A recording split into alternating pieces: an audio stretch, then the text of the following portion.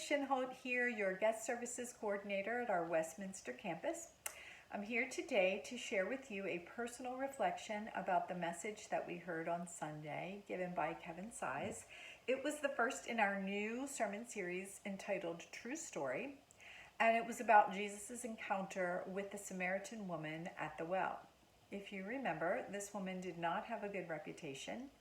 She had 5 husbands, and the man she was with at the time was not her husband. And Jesus had a divine encounter with her.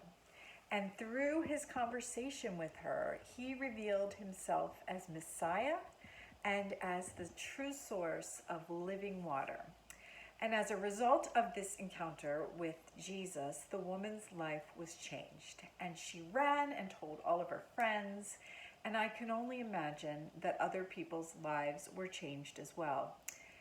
Kevin said that the Lord worked in the woman so that he could then work through her. And it's like that with us as well. He works in us and then he can work through us. And so I'm going to share a personal struggle that I once had. First off, let me just ask you, aren't you glad that no one can read your mind?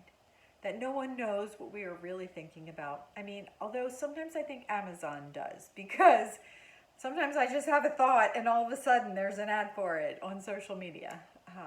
But truly, I'm so glad that God does not know, that God knows, but that no one else knows what's going on in here, because sometimes I have thoughts that I feel like are so ungodly or so unkind, and I'm like, oh my gosh, did I just articulate that in my brain? That was so bad. Where did that come from?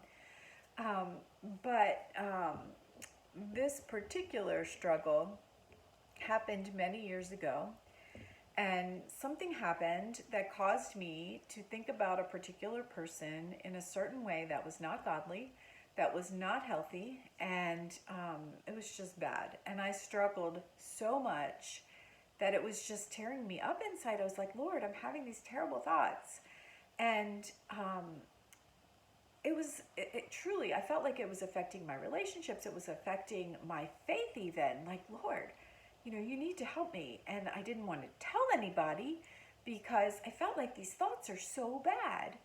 And so finally I was like, Lord, I don't know what to do. And I felt like he was telling me, you need to bring this to the light.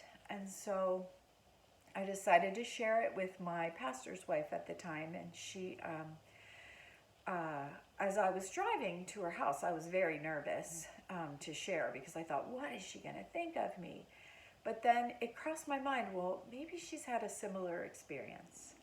And it was true, she had. And it was so comforting to me to know that I wasn't the only person who struggled with these kind of terrible thoughts, And so I really felt like when I brought to light this secret sin, this shame that I was feeling, when I invited the Jesus in her into my story and was able to share it and bring it to light, I really felt like the Lord set me free. I really, truly did not struggle with that anymore.